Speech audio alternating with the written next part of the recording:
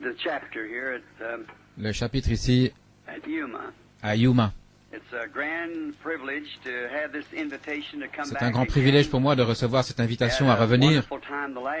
Nous avons eu ici un temps béni la fois passée et lorsque j'ai compris que je devais revenir, cela m'a beaucoup réjoui. Et d'entendre les témoignages et ces bonnes paroles des gens, cela vous fortifie un peu. Billy m'a dit que le frère de Las Vegas, qui désirait avoir une réunion là-bas, dans le chapitre « Désirait me voir sitôt le service terminé », il a dit que nous avions une période libre en janvier qui nous permettrait d'en fixer une à Las Vegas juste avant la réunion de Phoenix. Nous avons toujours désiré aller là et je crois que frère Art Wilson était là il y a longtemps. Il y est peut-être encore. Il m'a demandé d'y aller, lui et Sir Wilson. Je n'ai pas eu l'occasion de le faire, ainsi peut-être que ce sera le moment où j'irai. Voyez cela avec Billy Paul ou frère Roy Borders, je crois qu'il est ici quelque part. Quelqu'un a dit que frère Roy était ici, frère Perry, Lee ou n'importe lequel pourra vous le dire, et établissez les dates auxquelles nous devons venir. Il y a un petit moment, j'ai vu qu'il y avait beaucoup de prédicateurs et je suis très heureux de rencontrer mes frères. J'aimerais avoir le temps d'aller chez vous parce que je sais que vous avez les meilleures cuisinières du pays. C'est bien. Frère Perry a ce soir 2 points contre lui. L'un d'eux, c'est d'avoir coupé ce micro là-bas. Je pense que vous êtes responsable de ça, frère Perry. Je ne pense pas que vous étiez vraiment coupable, mais quelqu'un allait parler. Oh, c'en était une bonne. Et puis là, il alla de nouveau là-bas, et alors qu'il parlait, dès qu'il parlait à frère Collins et à d'autres, il disait le souper était bon, mais laissez-moi vous dire que cet homme doit être un Espagnol ou quelque chose comme ça, ou un Mexicain. C'était le piment le plus fort que j'ai jamais goûté. Et il continuait sur ce ton sans se rendre compte qu'il parlait au chef. Et il a dit, c'est moi le chef. Ça, c'est le Texas pour vous. Nous allons bientôt le mettre au pas ici en Arizona s'il reste parmi nous, n'est-ce pas? C'est vraiment agréable d'être ici. Et j'espère que ça n'a pas l'air d'une plaisanterie, mais seulement un peu d'humour. Et le Seigneur lui-même avait le sens de l'humour. Vous savez, il a dit à Hérode, il a dit, allez dire à ce renard, oui. Aujourd'hui je chasse les démons, demain je suis devenu parfait. Ainsi, il avait le sens de l'humour. Cela ne nous fera pas de mal, je pense, une fois de temps en temps. Maintenant, c'est un peu tard. Généralement, je prêche pendant environ 4 heures. Ainsi, connaissant la courtoisie du frère et de la sœur ici au chapitre, nous allons diminuer cela de beaucoup. J'ai dit à Terry, il me dit, faut-il mettre une bande de 2 heures? Je lui dis, non Terry, ceci est un banquet. Je parlerai juste pendant 30 à 40 minutes. J'ai parlé aux gens. Quelque chose que j'essaie chaque fois. Quand j'étais un jeune homme, les gens venaient m'écouter parce que j'étais un jeune prédicateur, juste un jeune homme, un garçon. Et ils disaient, eh bien, Billy Branham, vous savez, je n'étais qu'un gamin qui n'avait jamais terminé l'école, sans instruction. Et ils venaient pour entendre mes paroles à mots entrecoupés, mon anglais du Kentucky, avec mes hits et Heinz et Totes et Carrie. C'est comme lors d'une réunion ici il n'y a pas longtemps, nous allons tous chanter l'hymne national. Je me suis levé et j'ai dit, pour ma vieille demeure du Kentucky. C'était la seule nation que je connaissais. Ainsi, pour moi, c'était l'hymne national. Mais devenu plus âgé, vous devez avoir quelque chose de plus que ça. Oui. Paul a dit, lorsque j'étais enfant, je parlais comme un enfant. Je pensais comme un enfant, vous agissiez comme un enfant, mais lorsque vous devenez plus âgé, alors vous commencez à faire vos premiers pas d'une façon pas très assurée, vous retombez, vous relevez tout le temps et vous réessayez. Et après un certain temps, vous arrivez, vous pouvez marcher sur une ligne droite. Et c'est ce que nous devons faire comme soldats de la croix maintenant. C'est le moment de marcher sur une ligne droite, sur cette route qui va dans la gloire. Je crois vraiment que nous vivons dans les derniers moments de l'histoire de ce monde. Je crois vraiment que la venue du Seigneur est peut-être plus proche que nous le pensons. Ainsi maintenant, pendant environ 30 minutes de votre temps, j'aimerais attirer votre attention sur un passage des Écritures que j'aimerais utiliser comme titre, et je me référerai encore à d'autres. Alors que j'étais assis à la maison l'autre jour, je pensais à cela, et je me disais, je ne sais pas si je vais parler de toutes ces Écritures, ainsi je vais seulement prendre une partie pour ces petits services qui sont courts comme nous avons ce soir.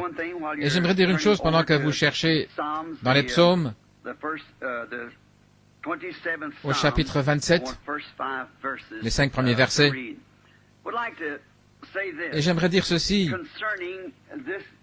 au sujet de ces chapitres des hommes d'affaires du plein évangile. Mon frère Perry parlait concernant les livres, etc., et les nouveaux livres qu'ils ont. Combien se souviennent, lorsque j'avais la bande, que j'avais prêché ici à Phoenix, dans l'une des conventions sur « Messieurs, quelle heure est-il » Maintenant, c'était le commencement de ce livre, voyez, quand ceci est arrivé. Il y a trop de confirmations surnaturelles de la parole de Dieu, écrite relative à cette heure pour que quelque chose ne soit pas en train de s'approcher. C'est trop réel. Les choses, vous seriez stupéfait de savoir ce qui arrive réellement. Peut-être que beaucoup d'entre vous qui êtes étrangers, vous entendez ces hommes se lever et faire des remarques au sujet d'un message de l'heure. La chose à laquelle ils veulent arriver, c'est la promesse de Dieu pour cette heure, et ce qu'il a promis qu'il ferait, et nous le voyons confirmer scripturairement ce qu'il a dit qu'il ferait. Annoncé d'avance, cela arrive exactement et parfaitement chaque fois parce que c'est Dieu qui l'a dit. Si un homme, peu importe qui il est, essaye de faire une telle prédiction, il n'y a qu'une chance sur 10 millions que cet homme puisse dire qu'une certaine chose va arriver à un tel moment. Une chance sur 10 millions. Et ensuite, préciser l'endroit. Ça arrivera environ une chance sur 100 millions. Et ensuite, s'il devait fixer le temps pendant lequel ça arriverait, ça augmenterait encore. Et pour dire encore de quelle façon, c'est vraiment au-delà de tout ce qu'on peut deviner. Lorsque nous voyons que cela est si parfait chaque fois, alors c'est Dieu. Alors nous regardons dans les Écritures, et cela peut nous sembler étrange, mais nous regardons les Écritures sans même savoir où regarder. Et le Saint-Esprit le met en évidence, il le compare à la parole entière pour en faire une image, pour nous montrer l'heure dans laquelle nous vivons. Nous changeons de dispensation. Nous sommes à un tournant. C'est facile lorsque quelqu'un, un maçon, qui construit un angle, il continue à passer des briques de la même ligne, comme le fait une certaine dénomination qui commence à suivre une ligne. Mais lorsque vous arrivez au tournant, vous allez dans une autre direction. Maintenant, Dieu ne construit pas un mur, il construit une maison. Et il y a beaucoup de tranchées et de tournants qu'il a prédits dans la Bible. N'importe qui peut essayer de faire un tournant, mais ce doit être en accord avec le plan. Si cela ne l'est pas, alors ça doit être démoli et refait à nouveau. Ainsi, nous louons Dieu pour sa bonté et pour la communion que nous avons avec vous et pour les portes ouvertes que le Seigneur nous a données. Et par ces hommes d'affaires, j'ai toujours soutenu que je ne croyais pas. Je crois dans les gens qui sont dans les dénominations, mais je n'ai pas beaucoup de temps pour exhorter les dénominations, car chacune construit une barrière autour d'elle-même. Et je crois que c'est frère David qui parlait des canards, disait que le niveau de la rivière monta et chaque canard, vous savez, il désirait avoir la communion avec les autres et il ne pouvait pas le faire parce qu'ils étaient tous entourés d'une clôture. Mais lorsque l'eau devint si haute, elle a simplement transporté les canards en dehors de l'enclos. Ainsi, je pense que c'est la manière de faire. L'eau est en train de monter et nous pouvons sortir de l'enclos et avoir communion les uns avec les autres, vous savez, le véritable amour de Christ dans notre cœur. Ces hommes d'affaires du plein évangile ont été une oasis pour moi. J'y ai souvent trouvé des frères très gentils, comme dans chaque dénomination que j'ai rencontrée, presbytériens, luthériens, les baptistes, les pentecôtistes, dans tous les différents types de pentecôtistes, l'Église de Dieu, les Nazaréens, les pèlerins de la sainteté, des gentils frères partout. Mais souvent, ils ne peuvent pas m'avoir dans leur communauté, parce que, voyez-vous, ce n'est pas qu'ils ne croient pas cela, mais ils seraient retranchés de leur dénomination. Et quand vous faites cela, bien sûr, c'est ce qui arrive. Il n'y a pas longtemps, un frère méthodiste est venu vers moi, je ne dirai pas son nom, c'est un brave homme.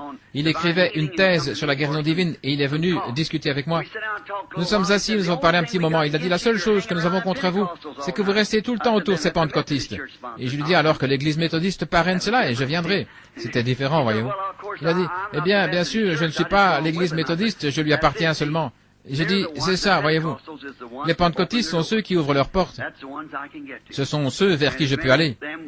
Chez tous ceux qui ouvriront, nous sommes prêts à entrer. Comme dans l'Apocalypse chapitre 3, il dit, je me tiens à la porte et je frappe. Si quelqu'un ouvre la porte, j'entrerai et je souperai avec lui. Et c'était Jésus. J'ai toujours su que c'était Christ. Et il est la parole. C'est vrai. Il est la parole. Ainsi, les hommes d'affaires du plein évangile ont été une oasis dans laquelle nous pouvons nous rassembler. Aucune église ne parraine cela. Ces hommes viennent de différentes églises et nous nous rassemblons pour fraterniser partout autour du monde. Et j'ai aidé à l'édification de beaucoup de chapitres d'hommes d'affaires du plein évangile dans le monde. Et je suis reconnaissant pour cela, de l'occasion qui m'a été donnée. Là, les hommes d'affaires parrainent cela, ainsi toutes les églises qui le désirent viennent de toute façon. Je ne désire jamais essayer de tirer quelqu'un hors de son église. Restez simplement dans votre église et diffusez la lumière. Voyez. Soyez un vrai chrétien, votre pasteur vous appréciera. Soyez un réel, loyal et véritable saint. N'importe quel homme qui croit en Dieu appréciera une personne comme cela. Oui.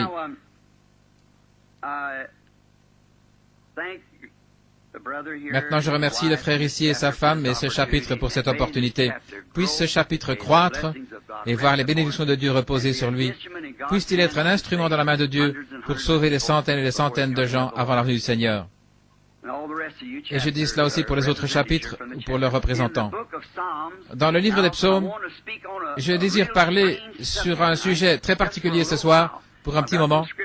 Quelques passages de l'Écriture sont écrits ici, et je pensais peut-être que ce soir je pensais parler sur un sujet différent, mais voyant le temps passer, et désireux de ne pas vous retenir aussi longtemps, j'ai simplement regardé ici pour trouver quelques passages. Et je veux parler sur le sujet de l'enlèvement. Maintenant, nous croyons qu'il y aura un enlèvement. Tous les chrétiens croient cela.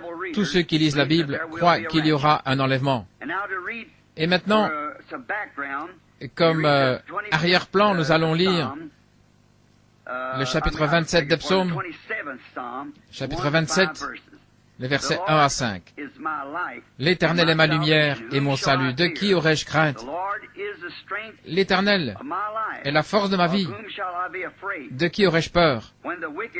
Quand des méchants, mes ennemis, s'avancent contre moi pour dévorer ma chair, ils chancellent et ils tombent. Si une armée se campait contre moi, mon cœur n'aurait pas de crainte. Si une guerre s'élevait contre moi, en ceci j'aurai confiance. Il y a une chose que j'ai désirée de l'Éternel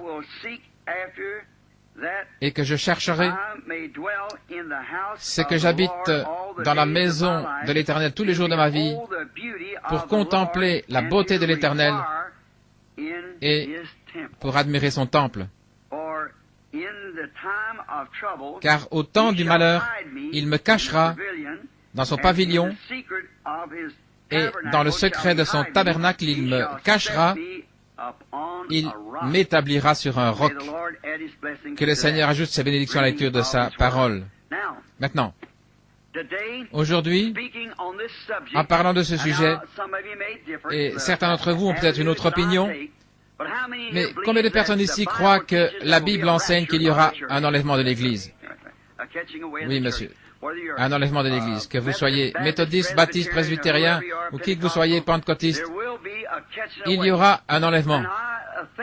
Et je pense qu'en parlant, je n'essaie pas simplement de venir ici pour dire quelque chose de plaisant aux gens. Je n'ai jamais été coupable de cela. Je désire venir ici pour dire quelque chose que je me sens conduit à dire et qui, je pense, vous aiderait. Quelque chose qui fasse avancer votre expérience avec Dieu, si vous êtes chrétien, et si vous n'êtes pas chrétien, quelque chose qui vous fasse devenir si honteux de vous-même que vous deviendrez chrétien. Et c'est ainsi, dans cette direction, que j'ai toujours essayé d'aligner mes pensées comme le Seigneur me guide. Nous avons été avertis que dans les derniers jours, les gens se moqueraient de cette doctrine. Lisons une minute. C'est dans 2 Pierre, chapitre 3. Prenons un moment pour lire ceci, le chapitre 3, et les versets 3 et 4. Voyons si ça n'est pas juste. Sachant ceci que dans les derniers jours, il viendra des moqueurs, avec leur raillerie, marchant sur leur propre convoitise, et disant, où est la promesse de son avènement? Car depuis que les pères sont morts, tout demeure comme dès le commencement de la création. Ils sont volontairement ignorants, en effet, que les cieux existèrent autrefois par la parole de Dieu, de même qu'une terre tirée de l'eau est formée au moyen de l'eau, et que, par ces choses, le monde d'alors périt, submergé par l'eau. Nous voyons que la raison pour laquelle ce sujet est à ce point sous-estimé, c'est que le prophète ici a dit que dans ces derniers jours, des moqueurs viendraient en disant ces choses. Cela a été prédit. La raison pour laquelle les gens agissent aujourd'hui comme ils le font, vous vous y attendez certainement parce que la Bible dit que dans les derniers jours, ils seraient emportés, enflés d'orgueil, aimant le plaisir plus que Dieu, déloyaux, calomniateurs, intempérants, ennemis des gens de bien, ayant une forme de piété, mais reniant ce qui en fait la force. Et éloigne-toi de ces hommes-là. Pouvons-nous nous attendre à une imitation de la vérité? Certainement. Lorsque Moïse est allé en Égypte pour délivrer les enfants d'Israël, avec seulement un bâton dans la main comme confirmation, mais avec le Dieu du ciel derrière lui, il accomplit un miracle. Derrière lui, des imitateurs sont venus et ont fait la même chose. Oui. Ils sont venus en second après qu'il l'ait fait premièrement. Alors ils sont venus parce qu'ils copiaient ce qui avait été fait. Ils imitaient l'original. Nous voyons cela. Et maintenant, vous dites, c'était au temps de Moïse. Mais les mêmes Écritures disent qu'ils reviendront dans les derniers jours. Jannes et Jambres, comme ils s'opposèrent à Moïse.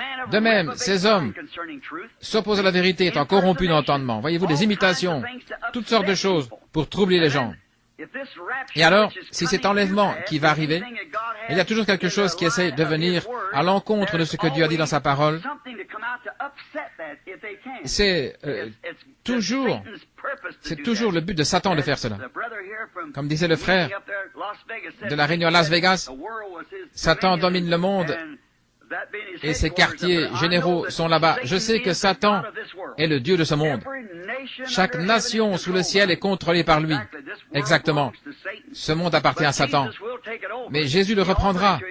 Un jour Satan le lui a offert, mais il l'a refusé, car il savait qu'il en deviendrait héritier dans les temps à venir.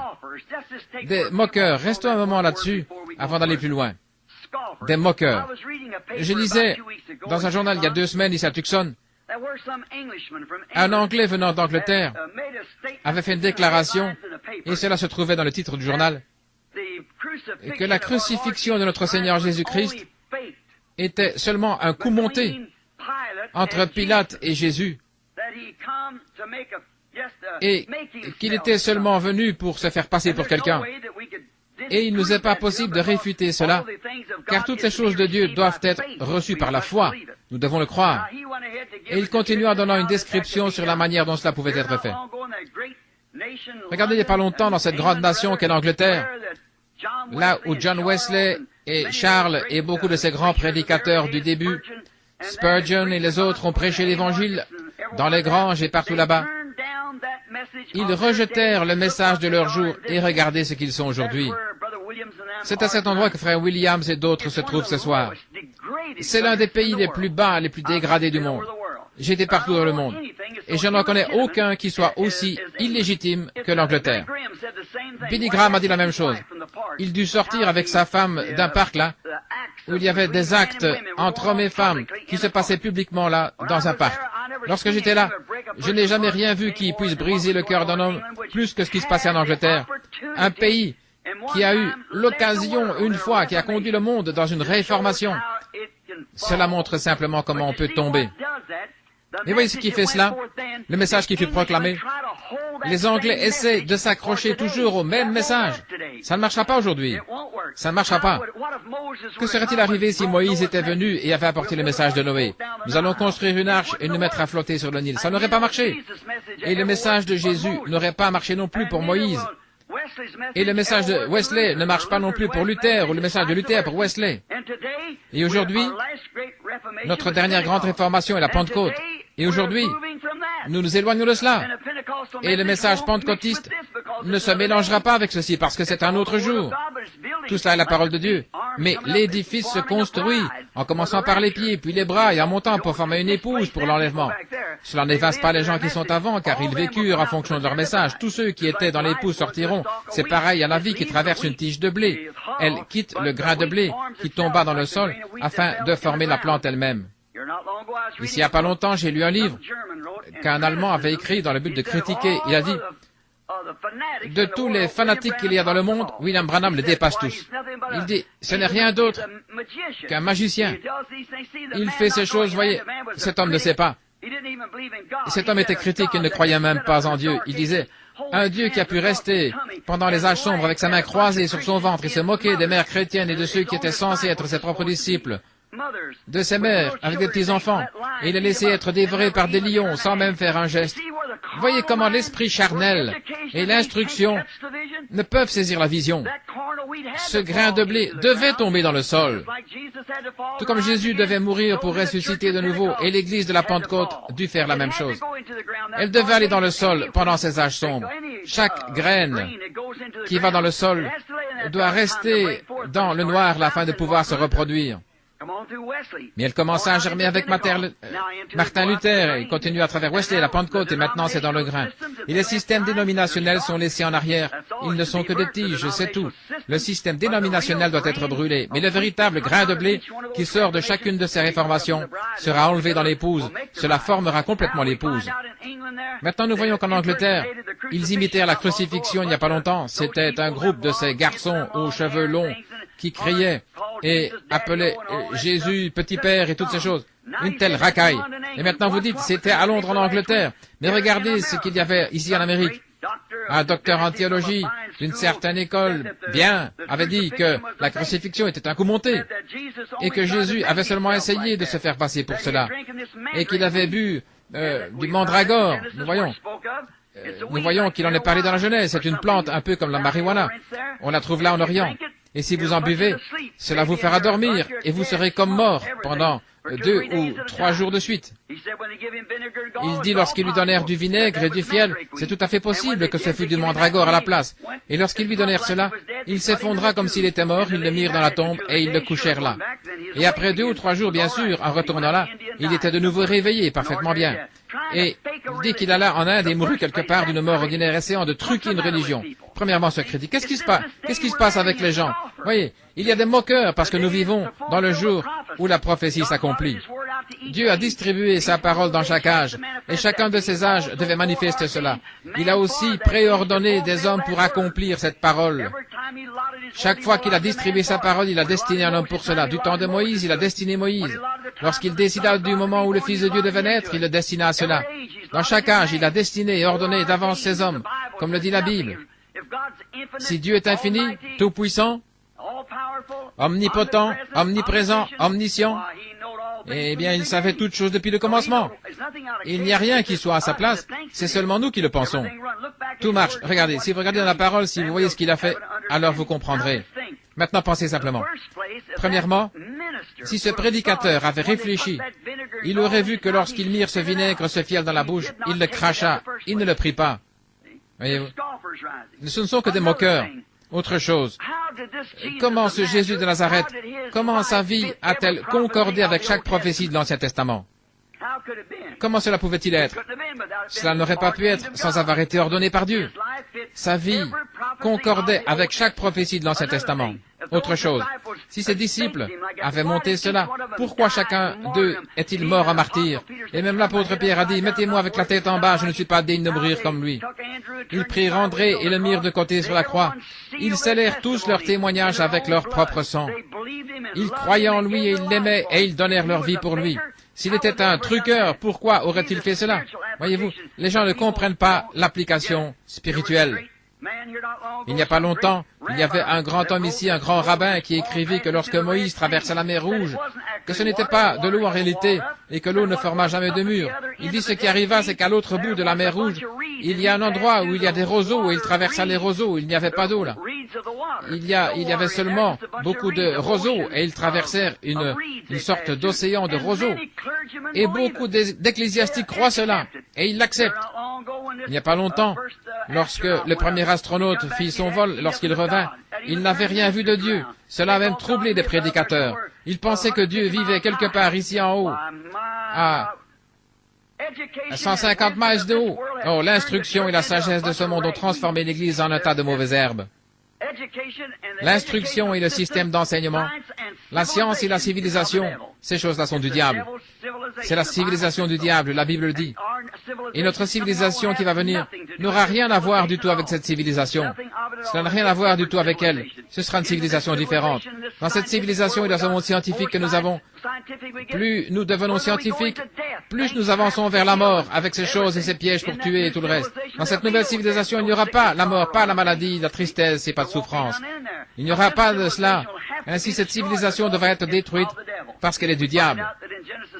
Nous découvrons dans Genèse 4 que ce sont les gens du côté de Caïn qui commencèrent la civilisation en construisant des villes et des instruments de musique qui se tournèrent vers la science. Et ainsi les gens s'éloignèrent encore plus de Dieu. Pourtant, ils étaient religieux. Mais c'est du côté des gens de Seth qu'ils commencèrent à invoquer le nom de l'Éternel. Oh, vous parlez de quelque chose de subtil. Je ne suis pas ici pour blesser les sentiments de quiconque et pour dire que quelque chose au sujet d'une église. Si vous êtes ici et que vous appartenez à cette église, je ne dis pas ceci afin de blesser vos sentiments, car il y a dans cette église autant de bonnes personnes que dans les autres églises. Mais je lisais à Shreveport la semaine dernière une déclaration que fit l'église catholique, et nous voyons de quelle manière ils se rassemblent tous maintenant dans le grand conseil écuménique, comme le dit la Bible, exactement comme cela. Nous voyons maintenant, mais la Bible, certains protestants veulent s'accrocher à cette Bible. La Bible n'est rien d'autre qu'un livre sur l'histoire de l'Église. Et il ne le fait pas sous forme de littérature. Jusqu'à il y a environ 250 ans, ça a toujours été l'Église. C'était l'Église, mais pas la Bible. Et la Bible n'est que le compte-rendu de ce que fit l'Église. Quel mensonge subtil que cela. Car nous avons eu la Bible pendant 3000 ans. L'Ancien Testament a été écrit des centaines et des centaines d'années avant la venue de Christ. Ce n'est qu'un mensonge subtil du diable. Et nous découvrons que dans ce jour où il y a ces moqueries et ces railleries au sujet de la Bible, et alors que l'on essaie de la mettre dehors, Dieu doit juger l'Église par quelque chose. Il ne peut pas être juste.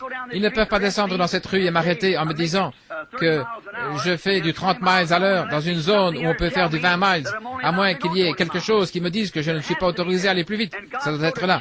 Et Dieu va juger les gens un jour. Nous savons cela. Il y a un jugement qui arrive. Ainsi, s'il va les juger par l'Église catholique, par quelle Église catholique? S'il va les juger par l'Église méthodiste, les baptistes sont perdus. S'il les juge par les unitaires, les bénitaires sont perdus, voyez-vous. Par quoi va-t-il les juger? Il a dit qu'il les jugerait par Christ. Et Christ est la parole. Ainsi, c'est par la parole de Dieu que Dieu les jugera. Au commencement était la parole était avec Dieu, et la parole était Dieu. Et la parole fut faite chair et habita parmi nous la même hier, aujourd'hui, éternellement. Voyez-vous. Ainsi, il les jugera par sa parole. Et nous voyons qu'en ce jour, ils essaient de pousser la Bible dehors et d'accepter l'Église. La Bible, ils ne la veulent pas, afin qu'ils puissent fabriquer toutes sortes de credos ou autres et marcher d'après eux. Alors, je parlais l'autre soir à Shreveport au sujet de la communion. Je leur ai montré que lorsqu'ils offraient cet agneau en sacrifice, ils ne devaient pas avoir de levain parmi eux pendant la durée de 7 jours. Pas de levain, pas de pain avec du levain, tout devait être sans levain. Cela représentait les 7 âges de l'Église, dont nous parlons ici dans le livre. Il ne devait y avoir ni levain, ni rien d'autre qui soit mélangé à cela. Et nous avons mélangé les credos et des dénominations et tout le reste avec la parole, et nous essayons encore d'appeler ça la parole. Il n'y aura pas de levain pendant les 7 jours entiers. Et même ce que vous mangez aujourd'hui, n'essayez pas de le garder pour demain, mais brûlez-le avant le lever du jour, car il y a un nouveau message qui vient, et une nouvelle chose. Voyez, ils essaient de le conserver. Cela a été l'attitude de l'Église. Il se produit un réveil, et dans les 3 ans qui suivent, il commence une organisation. La dénomination crée une organisation. Mais avez-vous remarqué que ce message a balayé le monde durant 20 ans maintenant, sans former d'organisation? Et il n'y en aura jamais. C'est la fin. Le blé est revenu au blé. Le blé est revenu à son grain. La balle s'est retirée. Et le blé doit demeurer dans la présence du soleil pour mûrir. N'est-il pas étrange qu'il y ait eu, il n'y a pas longtemps, sur la côte Est, ce grand obscurcissement? Ils ne peuvent pas comprendre. Et la même chose au Texas la semaine passée. Ils ne peuvent pas comprendre. Ne réalisez-vous pas que c'est un signe? Ne savez-vous pas que les nations se disloquent? Israël est dans sa patrie. Et ces signes indiquent que nous sommes à la fin. Au même moment que cela s'obscurcit, ne savez-vous pas que c'est un signe que le prophète a dit? Mais vers le soir, la lumière paraîtra. Ainsi, il y aura une lumière qui paraîtra vers le soir. Lorsque tout s'obscurcit et que les choses vont au train où elles vont maintenant, regardez comment ça s'est obscurci. Le pape vient de venir ici, souvenez-vous au tabernacle. Vous avez toutes les bandes. Je pense de quelle manière le Seigneur a montré ce jour-là, dans le tabernacle, exactement où ces âges de l'Église seraient et comment ils seraient. Et je les avais dessinés sur le tableau là-bas, ces âges de l'Église que vous voyez dessinés ici dans le livre. Et le Saint-Esprit n'est-il pas descendu dans une grande colonne de feu et ne les a-t-il pas dessinés lui-même sur le mur, alors que 300 à 400 personnes étaient assises en train de regarder? Et comme le pape commençait sa tournée ici, la lune s'obscurcit. Et ils prirent des photographies, et c'était pareil à ce qui avait été dessiné là sur la plateforme. Il a fait son voyage ici le 13, il a marché sur 13 marches, il a servi la communion à 13, à une nation qui a le nombre 13, et cela s'est obscurci partout. Ne voyez-vous pas où nous sommes? Nous sommes à la fin. Des moqueurs se lèveront dans les derniers jours, disant, il n'y a aucune différence entre maintenant et le temps où le Père s'endormir. Mais lorsque vous voyez ces choses qui commencent à arriver, levez la tête, préparez-vous. Quelque chose pourra arriver n'importe quand. Christ revient pour son Église.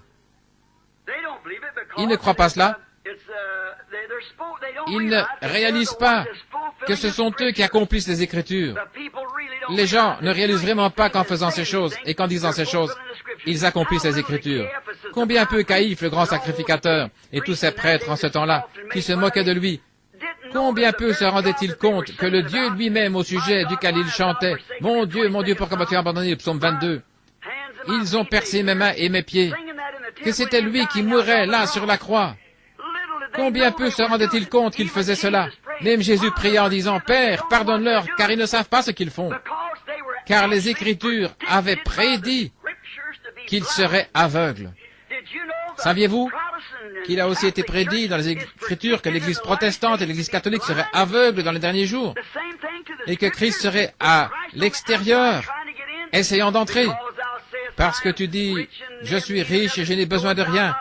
Parce que tu ne sais pas que tu es misérable, pauvre, malheureux, nu et aveugle. Apocalypse 3. Vous y voilà. Ils sont de nouveau aveugles, foulant au pied des choses de Dieu, comme si elles ne voulaient rien dire pour eux, en se moquant. C'est ce que dit la Bible. Mais pour l'Église, l'épouse, l'enlèvement est une révélation. Cela lui est révélé. La véritable épouse de Christ attendra cette révélation de l'enlèvement. Maintenant, c'est une révélation. Car la révélation, c'est la foi. Vous ne pouvez pas avoir une révélation sans que ce soit la foi. La foi est une révélation parce que c'est quelque chose qui vous est révélé. La foi est une révélation. La foi, c'est quelque chose qui vous a été révélé, comme cela le fut à Abraham, qui pouvait appeler tout ce qui était contraire à ce qui lui avait été révélé comme n'existant pas.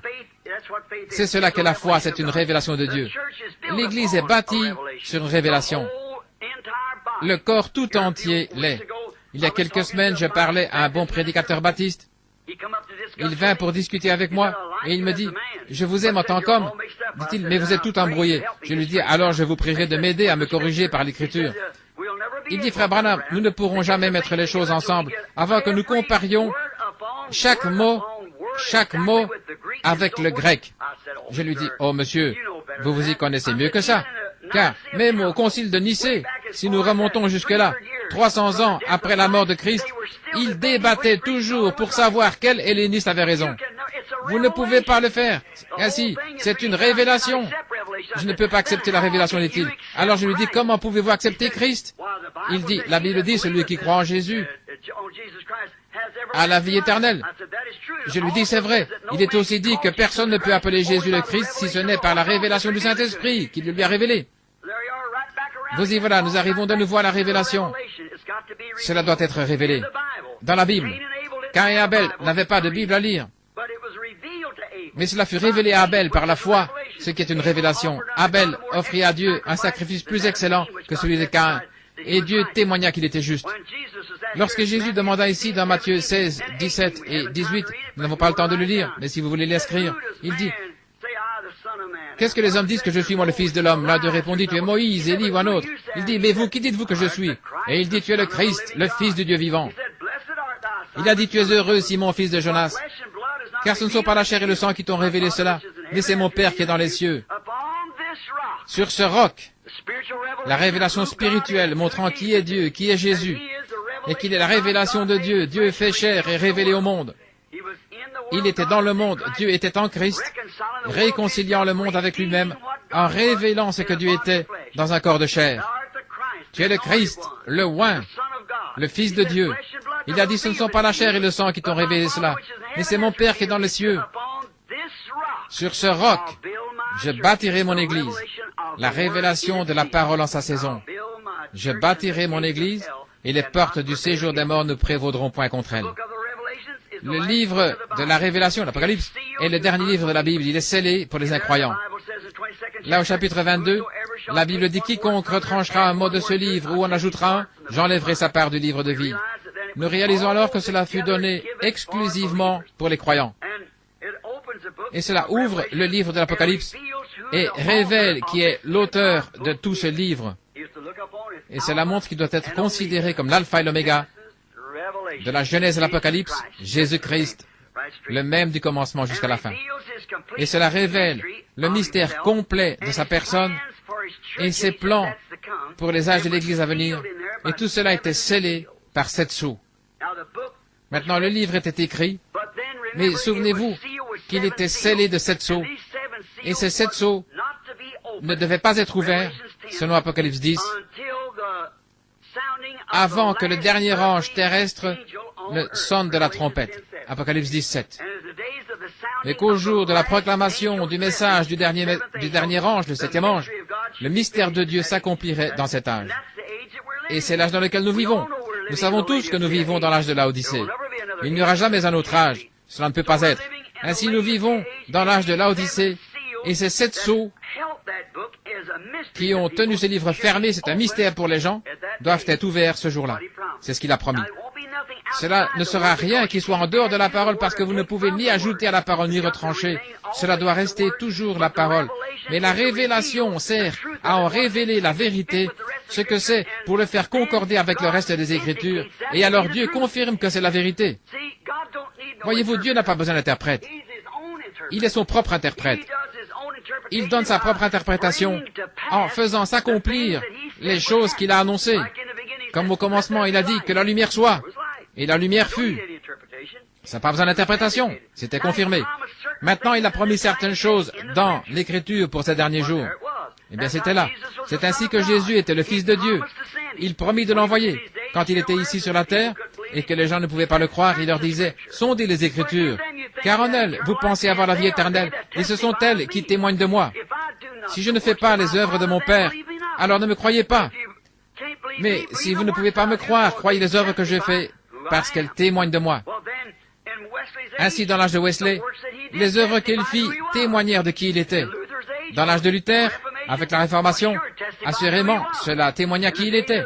Au temps des pentecôtistes, avec le retour des dons, la restauration des dons, le parler en langue, et les démons qui étaient chassés, et les dons, cela a rendu témoignage. Il n'y avait pas de plaisanterie à ce sujet. Les gens ont dit, j'ai lu des livres sur l'histoire de la Pentecôte, ils disent, cela ne peut pas durer longtemps, cela va se consumer. Et cela brûle toujours. Pourquoi? Parce que vous ne pourrez jamais l'éteindre. Dieu a dit qu'il y aurait cela, c'est une portion de la parole, et vous ne pourrez pas plus l'éteindre, et lorsque l'épouse est appelée, comment allez-vous l'éteindre? C'est la révélation de la manifestation de la parole rendue vraie. Et nous vivons à ce jour-là. Dieu soit loué. La révélation du mystère de sa personne. Maintenant, l'enlèvement, et seulement cet enlèvement dont nous parlons, est seulement pour l'épouse. Souvenez-vous que la Bible dit, « Et les autres morts ne revinrent point à la vie jusqu'à ce que les 1000 ans fussent accomplis. » Ce grand enlèvement. S'il n'y a pas d'enlèvement, mes amis, où sommes-nous? Qu'allons-nous faire? Dans quel âge vivons-nous? Quelle promesse avons-nous? Il va y avoir un enlèvement. La Bible dit qu'il y en aura un. Et il est seulement pour les élus. La dame élue, l'épouse, qui est sortie en ce jour, l'Église. Le mot Église signifie appeler hors d'eux. Et comme Moïse appela une nation hors d'une nation, le Saint-Esprit appelle une épouse hors d'une Église hors d'une Église. Ce sont des membres venant de toutes les dénominations qui forment l'épouse. L'arbre épouse, comme il en est parlé dans la bande, l'arbre épouse. Une épouse appelée, l'épouse, et elle seule est la seule qui ira dans l'enlèvement. Rien d'autre que l'épouse. Rien que l'épouse. Les élus, connus d'avance par Dieu, depuis le commencement. Les gènes spirituels du Père. Laissez-moi m'arrêter ici une minute. Cela me fait devenir nerveux à penser que je vais vous garder trop longtemps. Mais remarquez, chacun d'entre vous, savez-vous que plusieurs années avant que vous naissiez, vous étiez dans votre père en tant que gène. C'est vrai. Le germe d'une semence qui était dans votre père. Et il vient du sexe mâle, mais pas du sexe femelle. Voyez-vous, la femelle fournit l'œuf, le champ d'ensemencement, mais le germe vient. Maintenant, mon père ou mon fils qui est ici, par exemple, lorsque j'avais 16 ans, mon fils était en moi. Je ne le connaissais pas, mais il était là. Maintenant, au travers d'un champ d'ensemencement, au travers du mariage, il est devenu à mon image. Je le connais. Je peux communiquer avec lui. Et il est venu lorsque c'était le moment. Pareillement, si vous avez la vie éternelle, vous étiez en Dieu avant même qu'il y ait un monde. Vous êtes une partie, un fils de Dieu, un attribut de Dieu. Il savait l'âge dans lequel vous viendriez. Il vous a prédestiné à prendre cette place-là dans cet âge et personne d'autre ne peut la prendre. Peu importe combien il y a d'imitations, vous devez être là parce qu'il savait que vous y seriez. Maintenant, vous êtes rendu manifeste. Maintenant, vous pouvez communier avec lui. C'est ce qu'il désire. Il désire ardemment cette communion et être adoré. Mais si votre vie n'était pas depuis toujours un attribut en Dieu, vous n'êtes qu'un imitateur du christianisme. Voyez-vous? Il y en aura des milliards et des milliards qui ne seront que des imitateurs du christianisme. Il y a une remarque que j'ai faite récemment. J'ai observé frère Demos Shakarian là-bas, alors qu'ils étaient en train d'hybrider le bétail. J'ai observé les tubes, d'essai, etc., comme ils étaient pris par les vétérinaires. Dans l'éjaculation du mâle, il y a environ 1 million de germes qui sortent de lui chaque fois. Et environ 1 million d'ovules viennent de la femelle au même moment. Mais savez-vous que parmi tous ces petits germes qui se déplacent, 1 million d'entre eux, il n'y en a qu'un qui est ordonné à vivre. Et il y a seulement un ovule qui est fertile. Et ce petit germe qui va se faufiler par tous les autres petits germes, il va passer par-dessus d'autres petits germes qui lui ressemblent parfaitement, il passera au-dessus et il va trouver cet œuf fertile et il pénétrera à l'intérieur et les autres mourront. On parle de la naissance virginale, mais elle est à moitié moins mystérieuse que la naissance physique. Voyez-vous comment c'est préordonné, prédestiné par Dieu. Maintenant au commencement, très loin en arrière, beaucoup d'années, avant que le temps ne commence. Si vous êtes un chrétien né de nouveau ce soir, vous étiez alors en Dieu votre Père. C'est pourquoi, lorsque vous venez dans cette vie, vous professez le christianisme, et que tout va de travers, alors vous vous demandez pourquoi ceci et pourquoi cela. Vous posez des questions, mais un jour quelque chose vous a frappé. Qu'est-ce que c'était? C'était cette vie qui était là au fond depuis le commencement. Vous connaissez ma petite histoire au sujet de l'aigle qui cherchait son petit. Vous m'avez entendu prêcher là-dessus, montrant comment ce petit aigle était éclos sous une poule. Elle essayait de nourrir ses petits poulets. Mais le petit aigle ne pouvait pas le digérer parce qu'il n'était pas un poulet pour commencer. Pourtant, il était dans l'enclos avec les poulets. Il suivait les poulets, mais lorsqu'elle grattait dans la basse-cour, le petit aigle ne pouvait pas le supporter. Et chaque fois qu'elle gloussait, tous les petits poulets s'en allaient. Et ainsi, il s'en allait aussi. Mais un jour, sa mère se rappela qu'elle avait pondu 2 œufs, pas un. Il devait y avoir un autre quelque part. Elle s'en alla à sa recherche, elle se mit à voler, à tourner en rond, et finalement, elle arriva au-dessus de la basse-cour, et là, elle découvrit son bébé. Et elle poussa un cri. Il réalisa que cette voix était la chose qui correspondait. Voilà ce qu'il cherchait. Il réalisa alors qu'il n'était pas un poulet, il était un aigle. Et c'est ainsi avec chaque chrétien né de nouveau. Lorsque vous venez, peu importe à combien de dénominations vous êtes joints, sur combien de livres vous avez mis votre nom, car lorsque cette réelle parole de Dieu est confirmée et rendue vraie devant vous, vous réalisez à ce moment-là que vous êtes un aigle. Parce que tout le gloussement de cette poule, joignez-vous à ceci, joignez-vous à cela, à ceci, cela, c'est du non-sens. C'est, d'une manière authentique, ajouter parole sur parole. Lorsqu'un germe vient dans la matrice d'une femelle, il ne prend pas... Vous n'êtes pas devenu un germe humain venant de votre père et ensuite un germe venant d'un chien, ensuite d'un chat, et ensuite d'un poulet.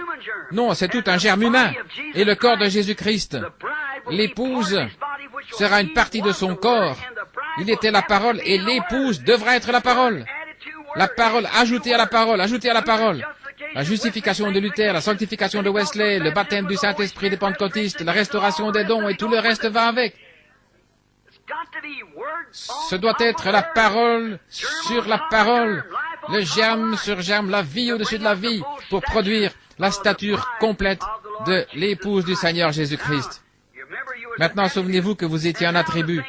Et maintenant, après que nous ayons découvert ces choses et que Christ revient pour son épouse, comment entrons-nous dans cette épouse?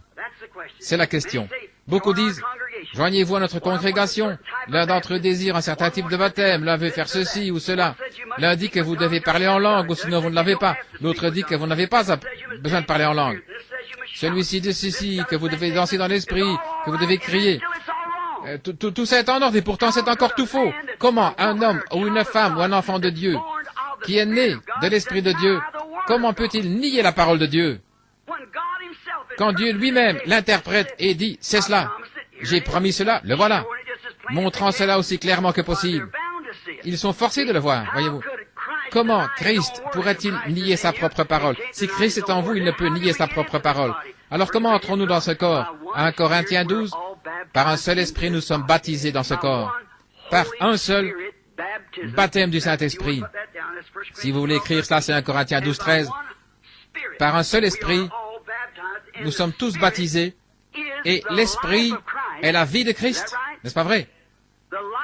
La vie de Christ et la vie de chaque semence, lui étant la semence parole, donne la vie à la semence. Saisissez? Si cette vie se trouve dans la semence, et que ce baptême du Saint-Esprit vient sur elle, cela va forcément amener la vie à cette semence. Comme je le disais ici à Phoenix, il n'y a pas longtemps, je parlais avec frère John Chariot. Lorsque j'étais là, il me montrait un arbre qui portait des agrumes. Il fait croire beaucoup d'agrumes. Il montre un arbre qui portait 8 ou 9 sortes de fruits différents. Et je disais, frère Chariot, qu'est-ce que c'est? Il me dit, c'est un oranger. Pourquoi est-ce qu'il porte des citrons, et des mandarines, et des clémentines, et des pamplemousses? Il dit, ce sont tous des agrumes. Ils ont tous été greffés. Je lui dis, ainsi l'année prochaine, il y aura des oranges. Oh non! Chaque branche portera ses propres fruits. Beaucoup d'entre vous qui cultivez des fruits, vous savez cela. Si vous mettez une branche de citronnier sur un oranger, elle produira des citrons, parce que c'est la nature de cet agrume. Mais pourtant, elle ne portera pas le fruit original. Et c'est ce que nous avons fait. Nous y avons greffé des credos et toutes sortes d'autres choses. Comment les méthodistes pourraient-ils enfanter autre chose qu'un enfant méthodiste? Comment n'importe quelle dénomination pourrait-elle enfanter autre chose qu'un enfant dénominationnel? Mais si une branche originelle sort de cet arbre, elle produira des oranges. Et alors si Dieu fait quelque chose dans l'Église, ce sera original et à nouveau exactement avec la parole. Cela doit être ainsi parce que la vie est dans l'arbre et il produit selon son espèce. Maintenant nous voyons que cette grande Église s'est déplacée pendant les âges en portant son fruit, et comme les branches arrêtaient de produire, il les émondait. Saint Jean 15, il n'a jamais émondé le cep, mais il a enlevé les branches, il les a coupées parce qu'elles ne portaient pas de fruit. Jésus veut du fruit pour lui-même. Sa femme doit produire des enfants semblables à lui. Alors, si elle n'enfante pas des enfants épouses, des enfants paroles, alors c'est un enfant dénominationnel. Elle est donc retournée à son premier amour pour le monde et les dénominations. Et elles ne peuvent pas enfanter un réel et véritable chrétien né de nouveau, parce qu'il n'y a rien là pour le faire. De même, si vous prenez une branche de citronnier et que vous la greffiez, elle portera des citrons. Mais elle ne peut pas produire des oranges, parce que cela n'y était pas au commencement. Mais si cela avait été ordonné au commencement et que la préconnaissance de Dieu les prédestinait, cela doit produire des oranges, et cela ne peut rien produire d'autre. C'est ainsi avec l'Église du Dieu vivant. Lorsque l'heure arrive, si Dieu commence à faire quelque chose, chacun prend la balle et s'en va, voyez-vous. Ça a toujours été ainsi. Il n'y a pas longtemps, je lisais l'histoire de Martin Luther. Il disait que ce n'était pas si difficile de croire que Martin Luther a pu protester contre l'Église catholique et s'en tirer.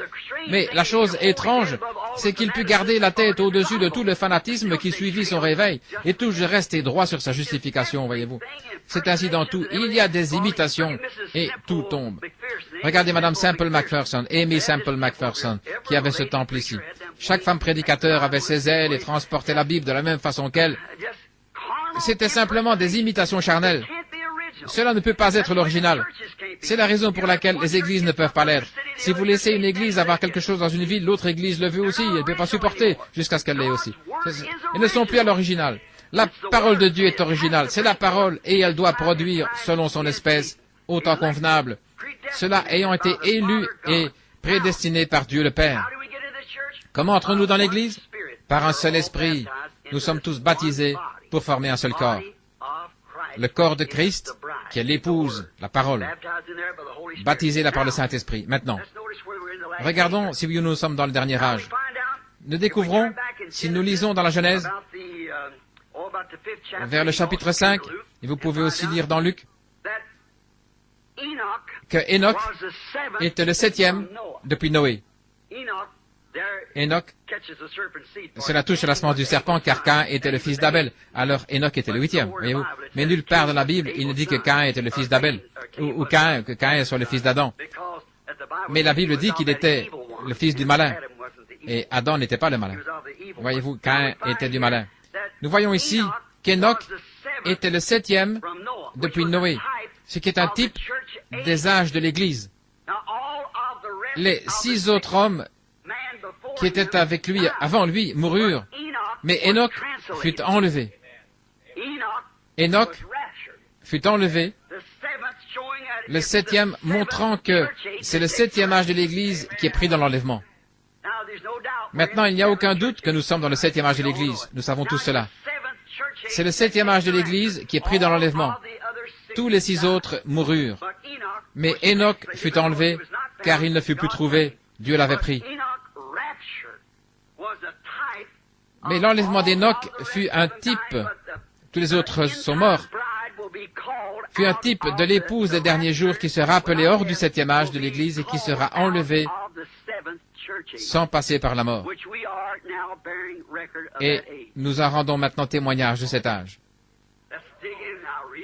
Creusons maintenant profondément. Voici aussi un type de cet âge de l'Église. Il est dit dans Apocalypse 17 que le grand mystère du livre devait être dévoilé par le message du 7e ange. Or, il y a un messager en haut, toujours, et un messager sur la terre. Le mot anglais pour ange, ça veut dire un messager. Et lorsque le 7e ange commence à proclamer son message, son ministère, et quand il commence à retentir, pas quand il commence maintenant. Jésus, quand il commence à son ministère, il commença par guérir les malades et les affligés. Oh, ce grand rabbin est un prophète. Mais lorsqu'il s'est assis un jour en disant, moi et mon Père, nous sommes un, c'était différent. C'était différent. Et à moins que vous ne mangiez la chair du Fils de l'homme et que vous ne buviez son sang, vous n'avez pas la vie en vous. Eh bien, c'est un vampire, voyez. C'était différent. Il ne l'a pas expliqué. Ils avaient déjà vu la manifestation, la confirmation de la parole de Dieu pour son âge rendu réel, et cela leur prouva qu'il était ce messager de cet âge. Et ils n'avaient pas besoin de l'expliquer. Ses disciples n'étaient peut-être pas capables de l'expliquer, mais ils le croyaient. Puis, qu'ils puissent l'expliquer ou pas, ils restèrent tranquilles et crurent cela. Comment pouvaient-ils dire s'ils allaient manger sa chair ou boire son sang? C'était impossible pour eux de le faire. Mais ils le croyaient, parce qu'ils étaient ordonnés. Jésus a dit qu'il les avait choisis avant la fondation du monde. Voyez-vous? Ils le croyaient, qu'ils puissent l'expliquer ou pas, ils le croyaient quand même. Maintenant, regardez. Dans le 7e âge de l'Église, lorsque le 7e ange commence à se faire entendre, les mystères de Dieu doivent être dévoilés à ce moment-là. Les sceaux que les réformateurs, c'est une question de temps, Luther ne vécut pas assez longtemps, Wesley non plus, et les âges ne durèrent pas assez longtemps. Ces réformateurs avaient leur message pour ce jour-là, et les gens s'en emparèrent et en firent une dénomination. Qu'est-ce que c'est? Vous ne pouvez jamais battre la nature. La nature témoigne toujours. Dieu agit en continuité avec la nature. Cela doit être ainsi. Par exemple, le soleil, lorsqu'il se lève le matin, c'est un petit bébé qui vient de naître. Il est faible. À 10 heures, il sort du collège. Au milieu du jour, il entre dans la vie. À 3 heures d'après-midi, il devient vieux.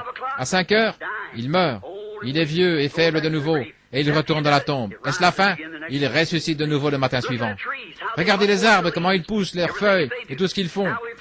Nous voyons que les feuilles tombent de l'arbre, et qu'elles retournent à la terre. La vie descend dans les racines de l'arbre. Est-ce que c'est la fin?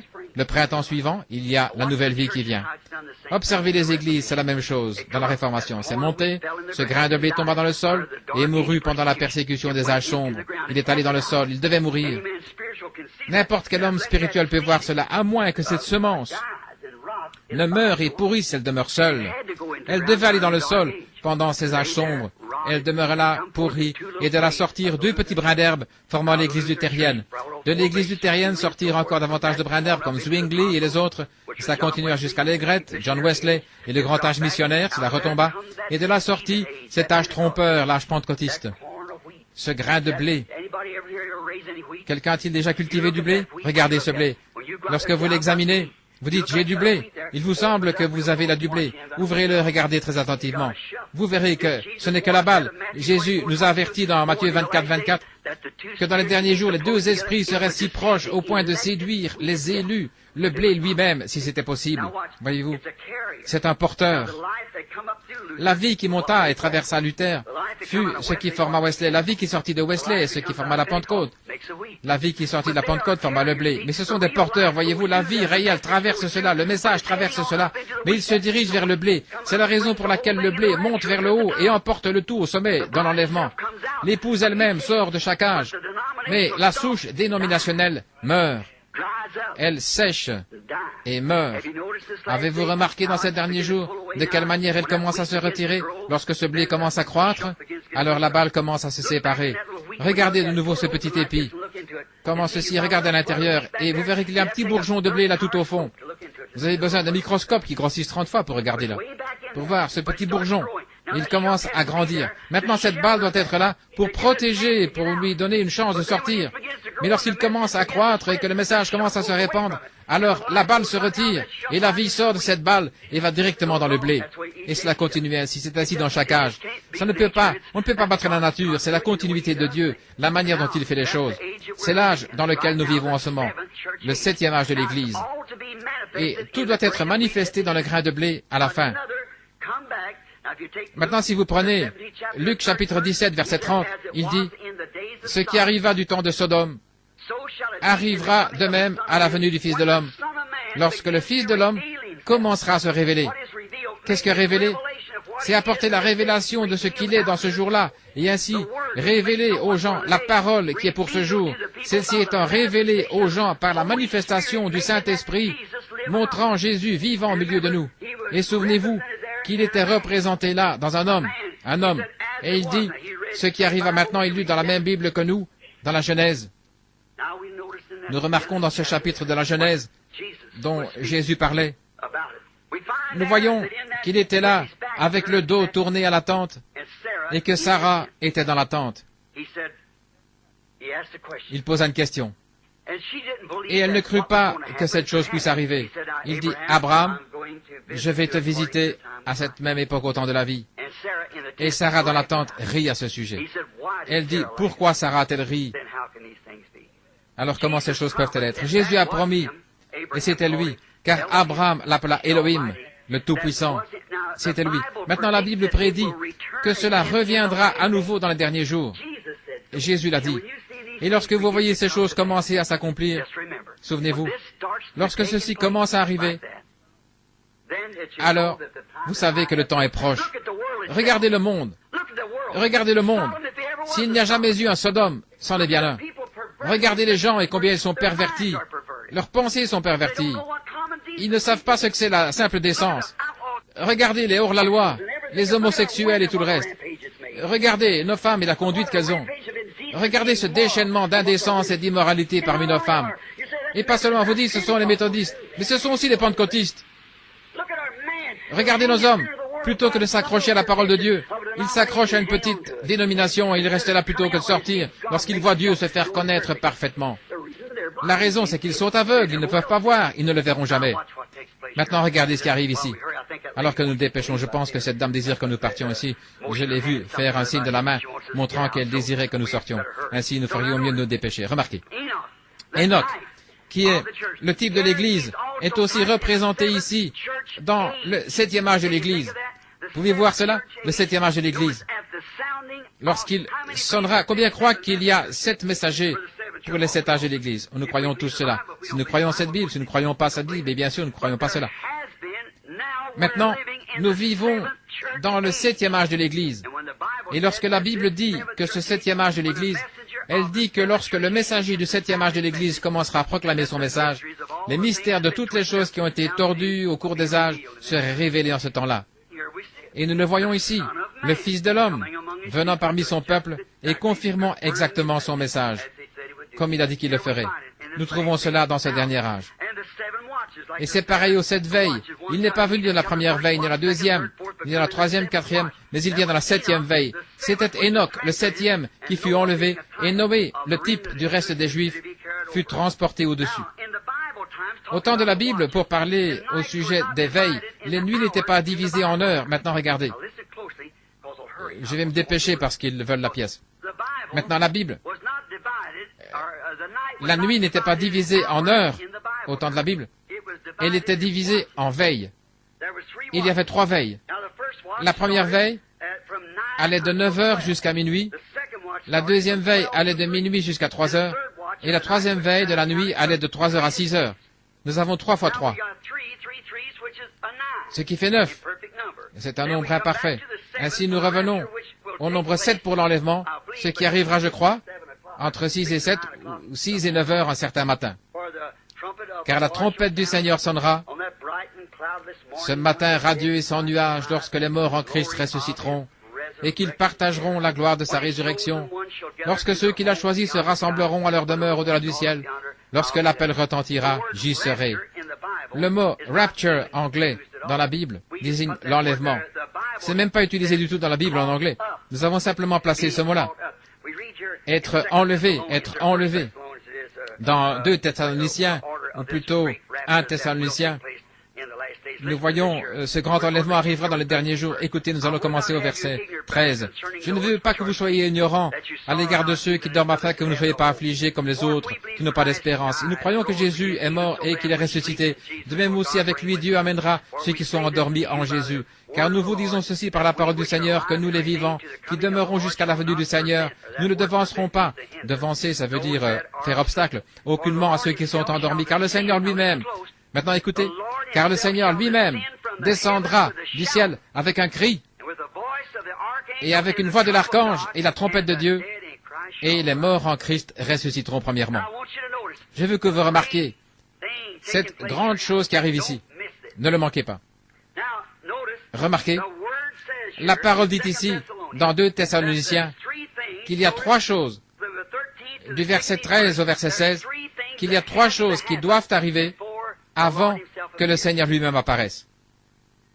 Rapidement maintenant, afin que nous puissions terminer. La première chose qui arrive, un cri, une voix et puis une trompette. Lisons-le maintenant, et voyons si c'est juste.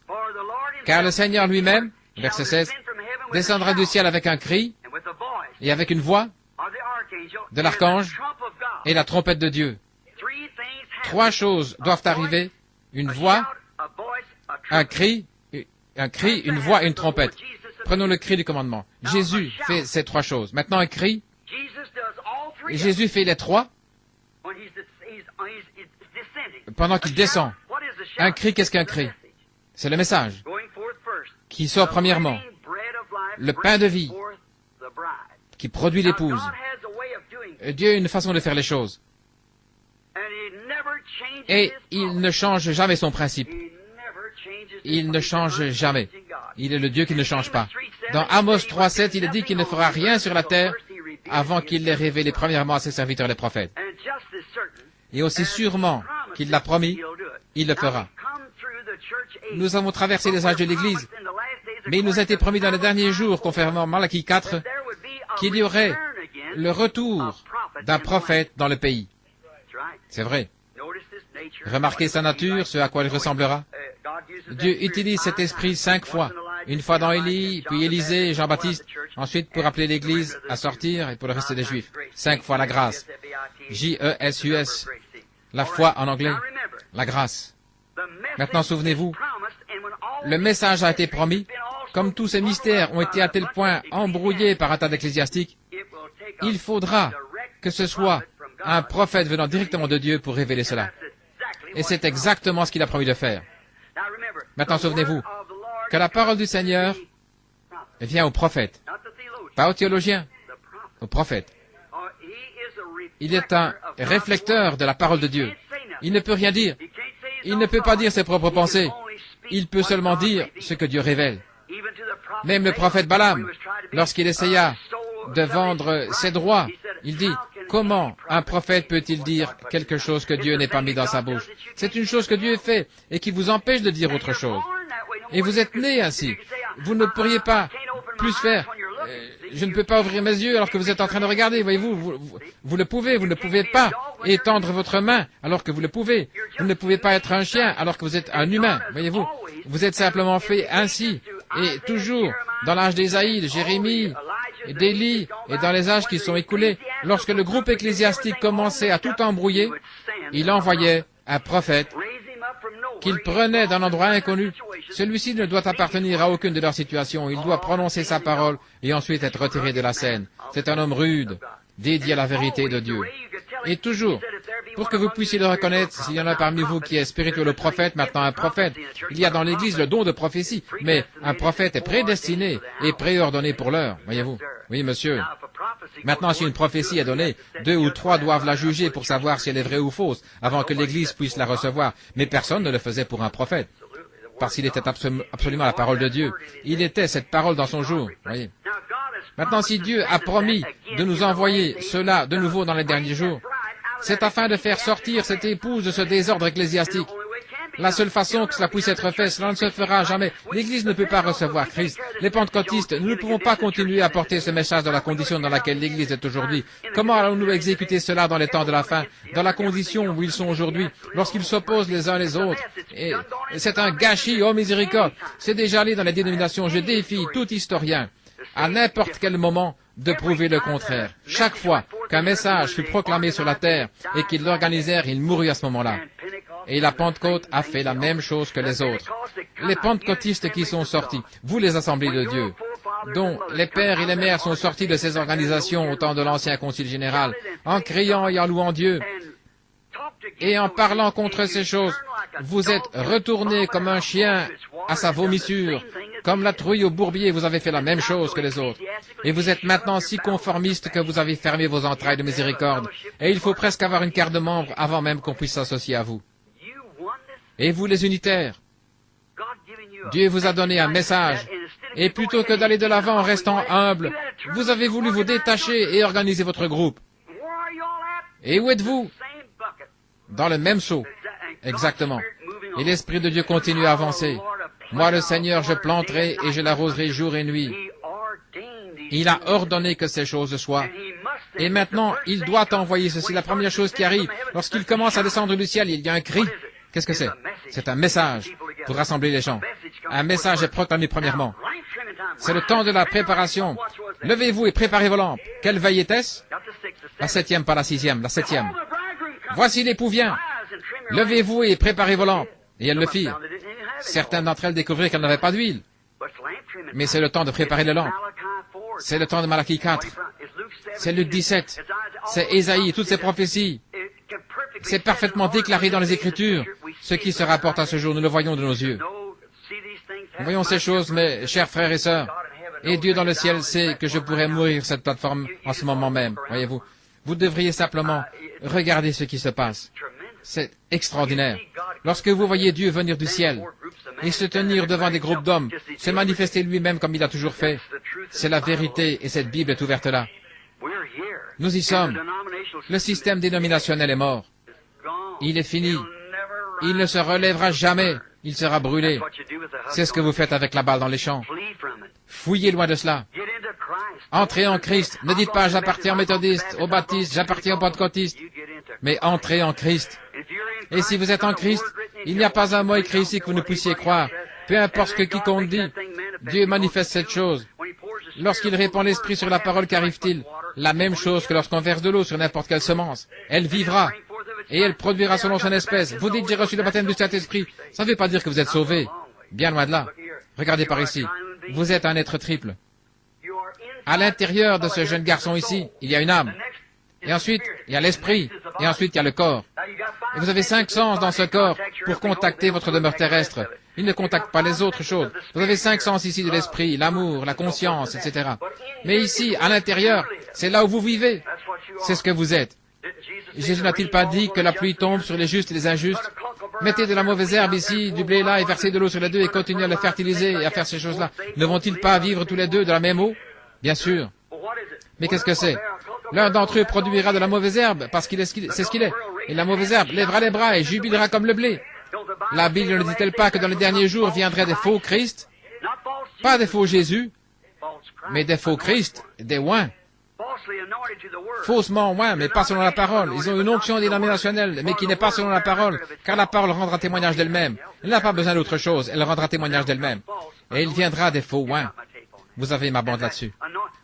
Et si vous en appeliez et que vous disiez, « Oh, êtes-vous un Jésus? » Oh, certainement pas. Les gens n'accepteraient pas cela. « Oh, gloire, j'ai l'onction. » C'est une véritable onction. Souvenez-vous que Caïphe l'avait aussi et qu'il prophétisa. Balaam de même, il l'avait. Et il prophétisa. Mais cela n'a rien à voir avec ce qu'il y a à l'intérieur.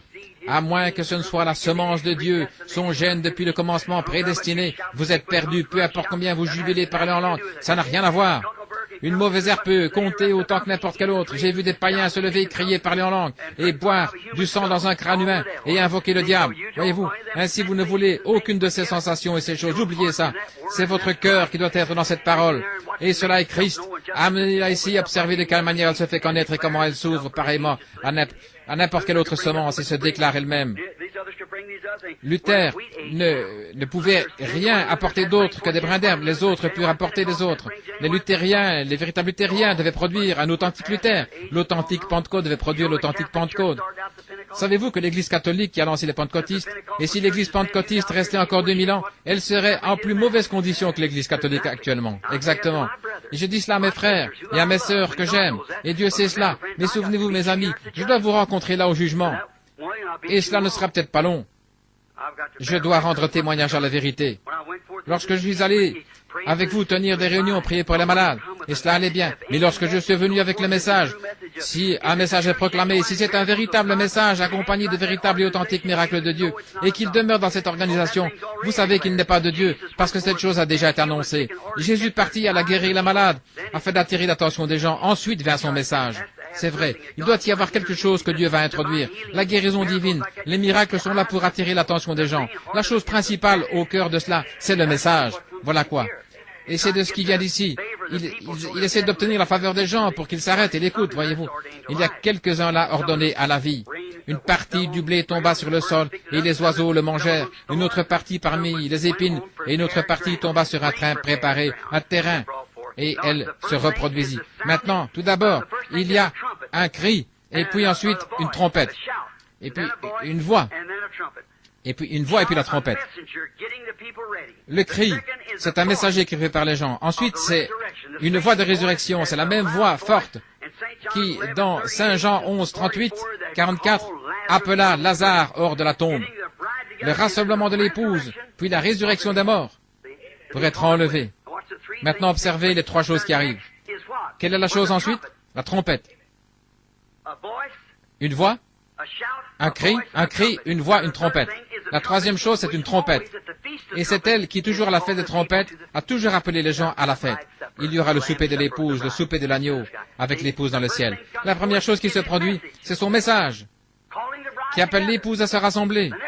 La chose suivante, c'est la résurrection de l'épouse qui dort, celle qui mourut dans les autres âges. Ils sont enlevés ensemble, et la trompette les appelle à la fête dans le ciel. C'est ce qui arrive, les amis. Nous sommes là, prêts, maintenant. La seule chose que l'Église qui est sortie doit encore faire, c'est de rester au soleil pour mûrir. La grande moissonneuse viendra ensuite, les tiges seront brûlées, mais le grain sera rassemblé dans le grenier. Vous n'êtes pas aveugles, vous êtes des gens sensés. Et si j'étais ici et que je disais ces choses pour faire du tort, je dis cela parce que c'est la vie, parce que je suis responsable envers Dieu de dire cela. Et je dois le dire.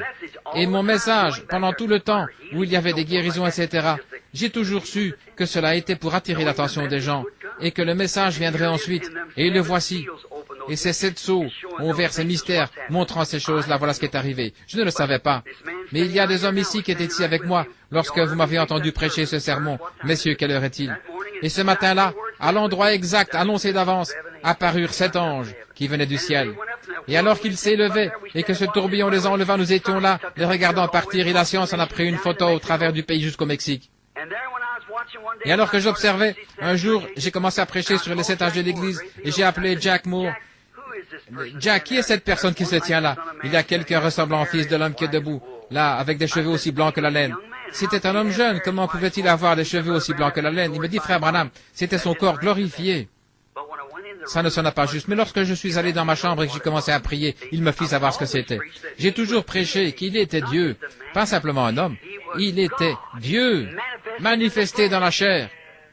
Dieu, l'attribut de l'amour de Dieu, les grands attributs de Dieu qui sont descendus et qui sont révélés ici sur la terre. Jésus était l'amour de Dieu, lequel forma un corps dans lequel Jéhovah lui-même vécut. Il était la plénitude de la divinité corporellement. Ce que Dieu était, il le manifesta au travers de ce corps. Ce corps devait mourir afin qu'il puisse laver l'épouse avec son sang. Et remarquez, l'épouse n'est pas seulement lavée, pardonnée, mais elle est aussi justifiée. Avez-vous déjà essayé de voir ce que signifie le mot justifié? Par exemple, si frère Green apprenait que je buvais et que je faisais de vilaines choses et qu'ensuite il découvre que je ne les avais pas faites, il vient de dire, je vous pardonne, frère Branham. Vous me pardonnez? Je ne l'ai jamais fait. Pourquoi me pardonner? Oui. Mais si je suis coupable, alors je peux être pardonné. Mais je ne suis pas encore justifié parce que je l'ai quand même fait. Mais le mot justifié signifie comme si vous ne l'aviez jamais fait. Justifié. Et alors le sang de Jésus-Christ nous purifie si bien dans le péché qu'ils sont mis dans le livre de l'oubli de Dieu. Il est le seul qui puisse le faire. Nous ne le pouvons pas. Nous pouvons pardonner, mais pas oublier. Je peux vous pardonner, mais je me souviendrai toujours que vous avez fait ces vilaines choses. Alors, vous n'êtes pas justifié, vous êtes pardonné. Mais aux yeux de Dieu, l'épouse est justifiée. Elle ne l'a jamais fait pour commencer. Amen. Elle se trouve là, unie au Fils de Dieu, vertueuse, sans avoir jamais péché. Pourquoi? Elle était prédestinée. Elle fut prise au piège dans ceci. Et maintenant, quand elle entendit la vérité et qu'elle s'est avancée, le sang l'a purifiée. Et là, elle se tient vertueuse. Voyez-vous, il n'y a aucun péché sur elle, aucun du tout. Voilà pourquoi le message appelle l'épouse à se rassembler. Voyez-vous, le cri et la trompette. Ce matin-là, il cria d'une voix forte. Et cette voix réveilla Lazare. D'une voix forte, il cria, « Lazare, sors !» Voyez-vous, et la même voix réveille l'épouse endormie, ceux qui sont morts. Et la trompette, au son de la trompette, lorsqu'elle sonne, elle appelle. Une trompette a toujours appelé Israël à la fête des trompettes, ce qui était la fête de la Pentecôte, la grande fête dans le ciel. Et la fête des trompettes, une trompette annonce un rassemblement, c'est un appel à la fête.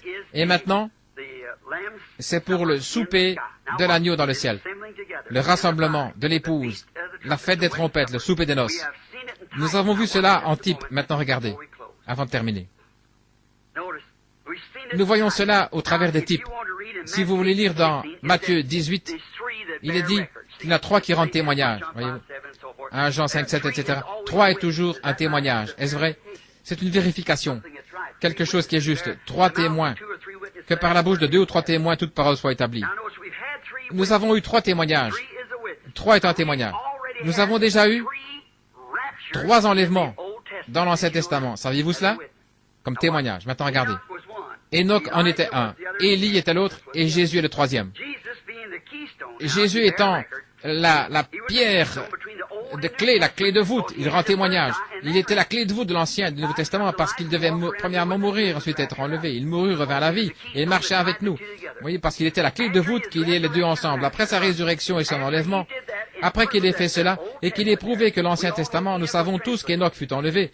Nous savons qu'Élie fut enlevé dans un tourbillon sur un chariot de feu.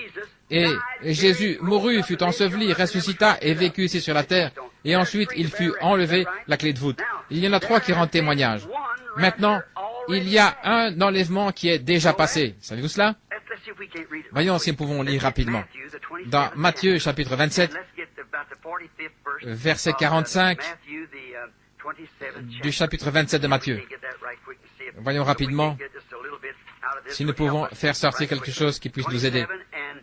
27, 45, je crois que c'est ce que j'ai écrit ici. Maintenant, depuis la 6e heure, il y eut des ténèbres sur tout le pays, jusqu'à la 9e heure. Et vers la 9e heure, Jésus s'écria d'une voix forte, disant, « Élie, Élie, lama sabachthani » c'est-à-dire, mon Dieu, pourquoi m'as-tu abandonné? Quelques-uns de ceux qui étaient là, ayant entendu cela, disaient, il appelle Élie. Et aussitôt, l'un d'entre eux courut et prit une éponge, et le remplit de vinaigre, la mit au bout d'un roseau, et lui donna à boire. Mais les autres disaient, laisse, voyons si Élie vient pour le sauver. Et Jésus, ayant encore crié d'une voix forte, une voix forte, remarquez, lorsque Jésus mourut, il cria d'une voix forte, et rendit l'esprit. Et voici le voile du temple se déchira en deux depuis le haut jusqu'en bas, et la terre trembla, et les rochers se fendirent, et les sépulcres s'ouvrirent, et beaucoup de corps des saints endormis ressuscitèrent. Et étant sortis des sépulcres après sa résurrection, ils entrèrent dans la ville sainte, et apparurent à plusieurs. Un enlèvement est passé. 3 sont arrivés dans l'Ancien Testament, pour ceux qui étaient préparés et à qui la parole du Seigneur était venue. Voyez? La parole du Seigneur vint à Enoch, la parole du Seigneur vint à Élie. Il était prophète, voyez-vous, la parole du Seigneur était Jésus. Regardons l'Ancien Testament, ces saints de l'Ancien Testament. Lorsque ce premier enlèvement se produisit, remarquez au verset 50 que sa voix forte réveilla les saints de l'Ancien Testament, de même que sa voix forte réveilla Lazare, voyez-vous. Sa voix forte les réveilla.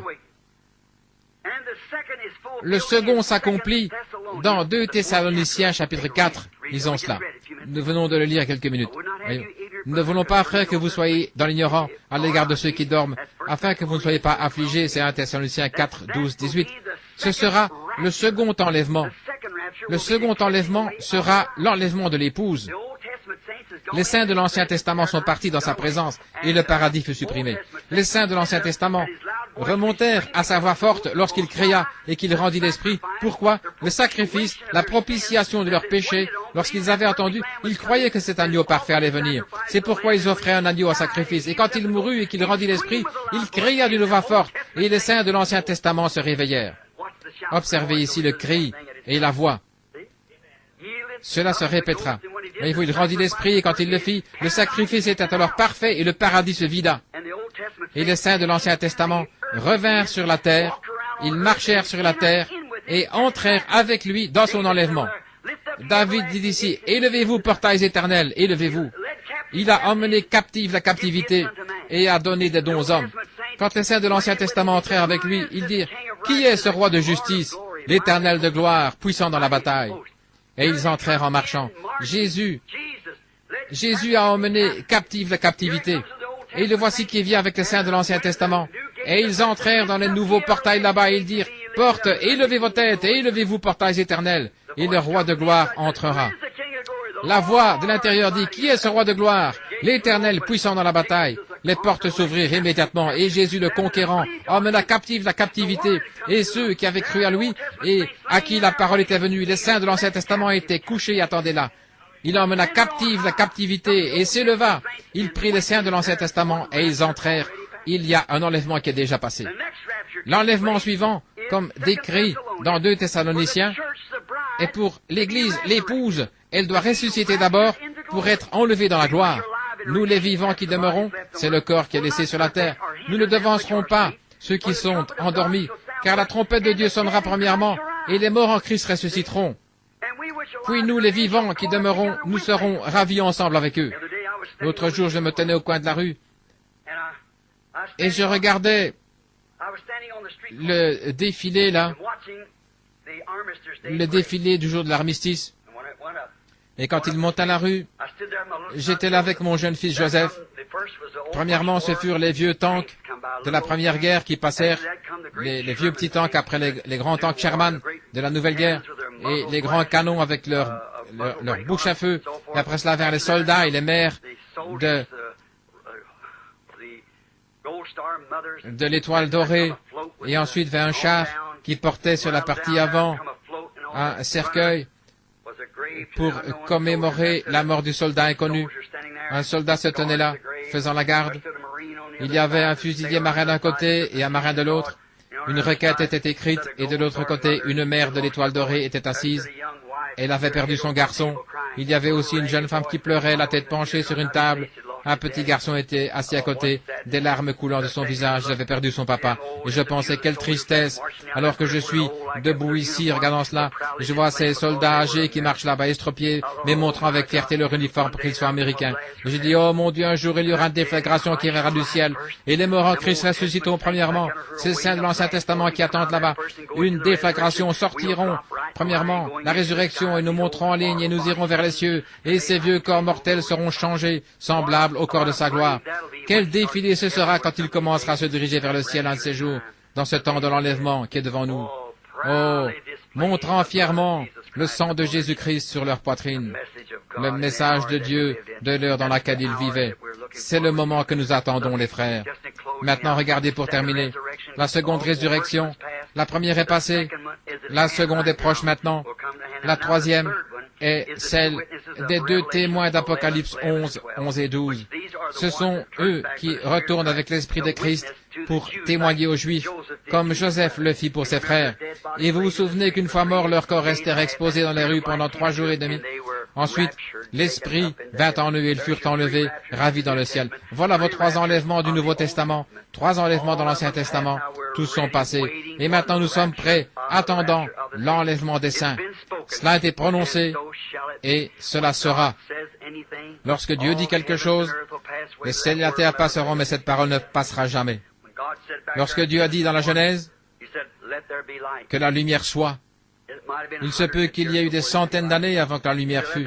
Il dit qu'il y ait là un palmier, qu'il y ait là un chêne, qu'il y ait là un désert, qu'il y ait une montagne, qu'il y ait ceci. Il a parlé, voyez-vous. Et aussi longtemps que cela est sorti de sa bouche sous forme d'une parole, cela devait être manifesté. Cela devait l'être. Un jour, il appela son peuple à sortir. Il avait parlé à un homme appelé Moïse, au travers d'une colonne de feu, une lumière, un feu saint et sacré. Le peuple ne voulait pas croire Moïse. Il dit alors, amène-les vers cette montagne. Ce matin-là, la montagne était enflammée, et il y avait des éclairs et du tonnerre, et le peuple dit, ne laisse pas Dieu nous parler, mais que Moïse parle, de peur que nous périssions. Dieu dit, je ne leur parlerai plus comme ceci, mais je vais leur susciter un prophète, et je parlerai au travers de lui. Et si ce qu'il dit arrive, alors écoutez-le, parce que je suis avec lui. Il a prononcé cela, il a dit que cela arriverait. Regardez le prophète Ésaïe, c'était un homme intelligent, un homme qui avait l'estime du roi Osias, parce qu'il avait vécu avec lui. Or, le roi Osias était un grand homme, il essaya une fois de prendre la place d'un prédicateur, il entra dans le temple, et il fut frappé de la lèpre. C'est ce que je dis aux hommes d'affaires, n'essayez jamais de prendre la place d'un prédicateur. Restez là où Dieu vous a placé. Si vous êtes un doigt, vous ne pourrez jamais être une oreille ne serait jamais un nez, ou un nez, un œil. Oui, restez à votre... Vous avez entendu le message l'autre jour, essayez de rendre un service à Dieu. David, le roi oint et tout le peuple jubilait et criait, mais il n'avait jamais consulté le prophète de Dieu, et un homme mourut, et tout fut gâché. N'essayez pas de faire une faveur à Dieu. Attendez que les conditions soient remplies. Je commencerai cette grande chose et cela produira ceci. Oh, sois prudent, frère. David savait mieux faire que cela. Nathan était dans le pays en ce temps-là, on ne le consulta même pas, voyez-vous, il consulta les capitaines de centaines et de milliers. Tout le peuple jubilait, poussait des cris, ils dansaient. Ils avaient toute l'animation religieuse, mais cela n'était pas dans la ligne et dans l'ordre de la parole de Dieu, et cela échoua. Toute autre chose qui n'est pas dans la ligne de la parole de Dieu échouera. Le ciel et la terre passeront, mais ma parole... Remarquez, Ésaïe, ce jeune homme intelligent qui était là, tout à coup l'esprit le frappa, il ne pouvait pas dire autre chose, il était prophète, il a dit, voici une vierge concevra, car un fils nous est né, un enfant nous est né, un fils nous est donné, on l'appellera conseiller, prince de la paix, Dieu fort, Père éternel. Le gouvernement sera sur son épaule, son règne n'aura pas de fin. Comment cet homme pouvait-il dire intelligemment qu'une vierge concevrait? Tout le monde s'attendait à cela. Cela avait été prononcé, c'était ainsi dit le Seigneur, ça devait arriver, parce que c'était la parole de Dieu. Dans la Genèse, qui avait été prononcée lorsqu'il planta ses semences sous la mer, quand la terre était informe et vide, et que les eaux étaient sur l'abîme, cela devait arriver. Mais un jour, 800 ans plus tard, le sein d'une vierge conçut la semence de Dieu, une semence créée. Elle enfanta un fils. Ce même fils se talla un jour et il a crié « Lazare, sors !» Et cet homme qui était mort depuis 4 jours et qui est en train de se décomposer, son nez se creusant est sorti. Il dit « Ne vous étonnez pas de cela, car l'heure vient. Amen. Où tous ceux qui sont dans les sépulcres entendront la voix du Fils de Dieu. » Ainsi ça a été parlé, cela doit arriver. Il va y avoir un enlèvement. Oh là là. Je me souviens de mon dernier message en Californie, où je pensais ne jamais retourner, lorsque je prédis que Los Angeles irait au fond de l'océan. Et ainsi dit le Seigneur, cela arrivera. Elle est finie, elle est ruinée, elle est perdue. À quel moment, je ne sais pas, mais elle sombrera. Juste après que les tremblements de terre auront commencé et à produire des secousses et des soubresauts. Vous vous souvenez, beaucoup d'hommes qui étaient là présents le jour où l'ange descendit et que cette lumière et ce feu tombèrent du ciel autour de ce rocher, alors que nous tenions là et que ces rochers étaient projetés de la montagne et tombaient. J'ai dit, le jugement frappe la côte ouest. 2 jours après cela, l'Alaska presque s'est effondré. Souvenez-vous que le même Dieu qui a annoncé cela a dit que Los Angeles est condamné. Elle est finie. Je ne sais pas quand, je ne peux pas vous le dire. Je ne savais pas que j'avais dit cela, mais je crois que c'est ce frère ici. Non, c'est un des Mosley, je crois, qui était avec moi là-bas dans la rue. Jésus a dit, Capernaum, Capernaum, combien de fois, toi qui t'es élevé jusqu'au ciel, tu seras abaissé jusqu'au séjour des morts. Car si les miracles qui ont été faits au milieu de toi avaient été faits dans Sodome, elles subsisteraient encore aujourd'hui. Et environ 150 ans plus tard, Sodome était déjà dans la terre. Capernaum est aussi dans l'eau aujourd'hui. Et ce même Esprit de Dieu qui a dit et fait toutes ces choses, a déclaré là-bas, « Ô cité de Capernaum, toi qui t'appelles du nom des anges, Los Angeles, comme tu t'es élevé jusqu'au ciel, la racine même est le siège de Satan, voyez-vous. Tu t'es élevé, c'est un cimetière pour les prédicateurs. Des hommes bons vont là-bas et ils meurent comme des rats. Quel dégât! Toi qui t'appelles du nom des anges, si les œuvres puissantes qui ont été faites au milieu de toi avaient été faites dans Sodome, elles subsisteraient aujourd'hui. Mais ton heure est venue. Regardez et voyez. Si ce n'est pas cela, je suis un faux prophète. Voyez-vous, elle est là, elle se trouve là. Je me souviens cette nuit, avant que j'ai vu cela, j'ai eu la vision préalable de l'épouse. Je me tenais là et j'ai vu une très belle jeune fille, correctement vêtue, qui marchait dans cette direction. Il y avait quelqu'un debout près de moi dans la vision et des voix disaient, « C'est la vision préalable de l'épouse. Je la vis passer près de moi. » Et elle vint. Et alors, j'entendis l'église qui venait de cet autre côté. L'église d'Asie s'avança. Oh, quelle corruption. Puis, l'église européenne. Oh là là. Et ensuite, j'entendis un air de rock'n'roll. Et c'était Miss America, l'église. Et elle ne portait même pas de vêtements. Elle se tenait devant elle, du papier gris comme des journaux. Et elle dansait le rock'n'roll. Miss Amérique, l'église. Je me tenais là dans sa présence. Et je pensais, oh Dieu, comme prédicateur, si c'est cela le mieux que nous avons pu faire. Oh, et vous savez comment vous sentez. Et je disais, oh Dieu, cache-moi si je pouvais seulement m'éloigner de ceci. Si après tout ce que nous avons fait. Et puis alors ces femmes passèrent devant moi, elles avaient toutes sortes de balancements, elles avaient les cheveux courts, des visages fardés, comme elles passaient devant moi. Et elles étaient censées être des vierges pour Christ, et lorsqu'elles passèrent devant moi, et je détournais la tête, vous savez, tenant cela devant moi, et c'était scandaleux de voir leur dos, et elles allaient comme cela, et je me détournais la tête pour pleurer. Je ne pouvais pas supporter cela plus longtemps. Lui, ce tenant-là, et moi, j'étais un prédicateur de l'église, et c'était ça que j'avais produit. Je disais, oh Dieu, je ne peux pas regarder, laisse-moi mourir, laisse-moi disparaître. Et aussitôt que cela partit, chaque fois que l'une d'elles venait, elle repartait vers un certain endroit et disparaissait vers le bas, et je n'entendais plus que le bruit qu'elle faisait en s'en allant. Et puis j'entendis la mélodie « En avant, soldats chrétiens » et je regardais, c'était un groupe de jeunes filles sanctifiées, et elles étaient correctement vêtues. Alléluia. Et elles regardaient comme ceci, elles marchaient au pas de l'évangile, la parole. Il semblait qu'il y en avait une de chaque nation, et je regardais, je les vis passer devant moi. Et au lieu de descendre, elles commencèrent à monter, et j'ai remarqué que l'une ou deux voulait sortir du rang, je disais, restez en ligne. Et la vision me quitta. Et je disais, restez en ligne. Je me demande, cela pourrait-il déjà arriver? L'épouse pourrait-elle être appelée? Est-ce que c'est ce que nous traversons aujourd'hui? Elle doit être façonnée et faite à l'image de Christ. Et Christ est la parole. C'est la seule chose. Vous voyez, c'est là-dedans. Dans la parole, c'est simplement, vous ne pouvez ajouter une seule chose. Il ne peut y avoir une femme avec une main d'homme et de l'autre côté, une patte comme un chien.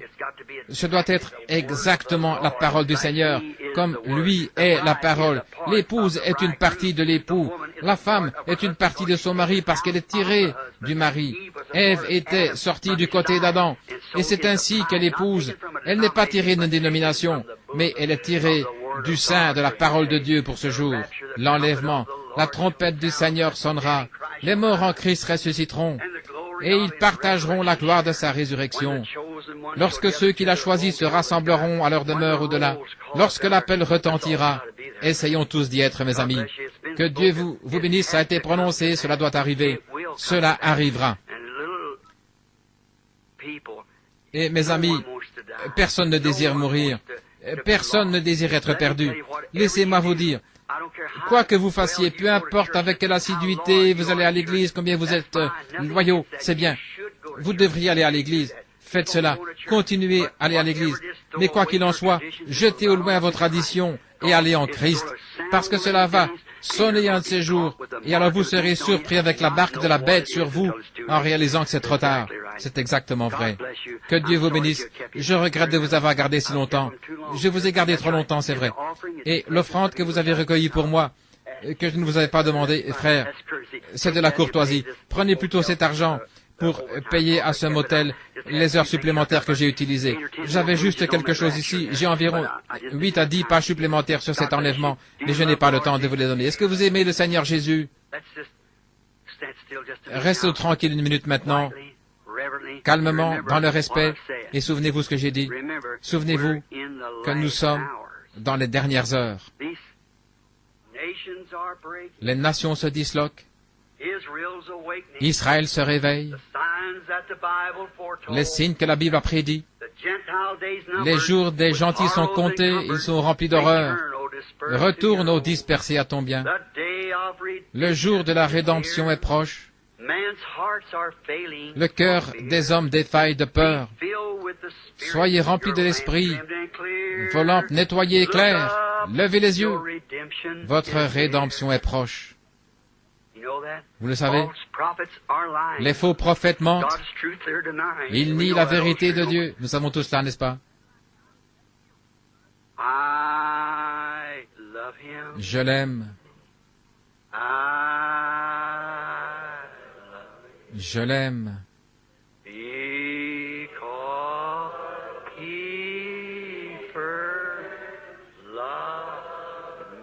Parce qu'il m'a aimé le premier.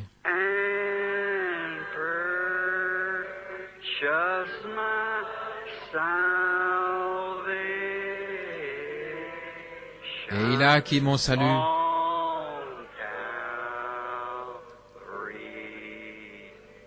Sur le bois du calvaire. Combien l'aime vraiment? Levez la main. Maintenant, je désire ceci pendant que nous chantons. Serrez la main à quelqu'un et dites que Dieu vous bénisse, pèlerins. Nous sommes des pèlerins, n'est-ce pas? Des pèlerins des étrangers.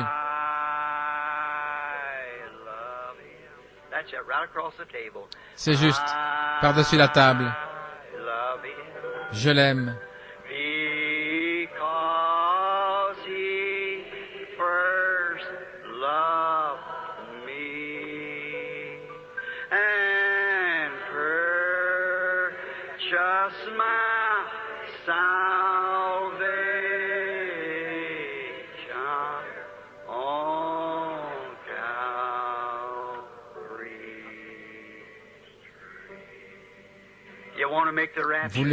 Voulez-vous être pris dans l'enlèvement?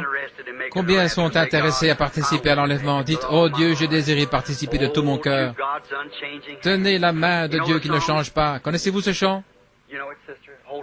Vous le connaissez, sœur?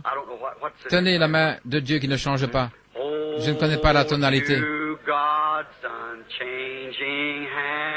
Tenez la main immuable de Dieu.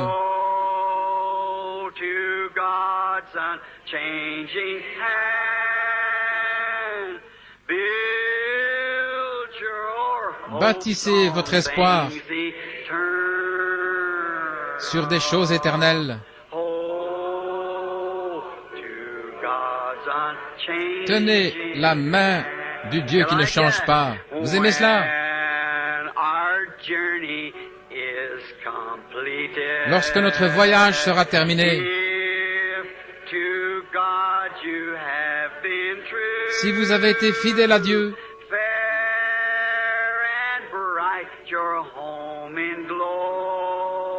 votre âme enlevée verra votre belle et lumineuse demeure dans la gloire.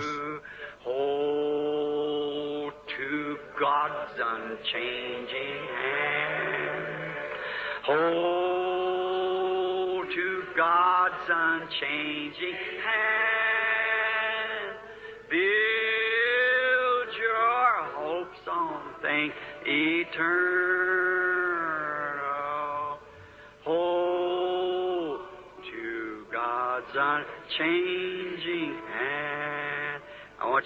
Je désire que vous courbiez la tête juste un moment maintenant.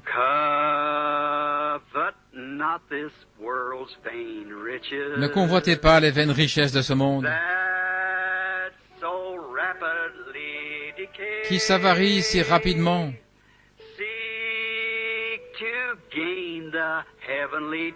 Cherchez à gagner les trésors célestes.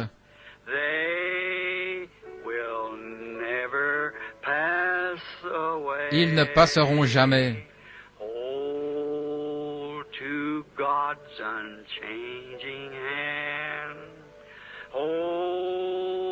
To God's unchanging hand, build your hopes on things eternal.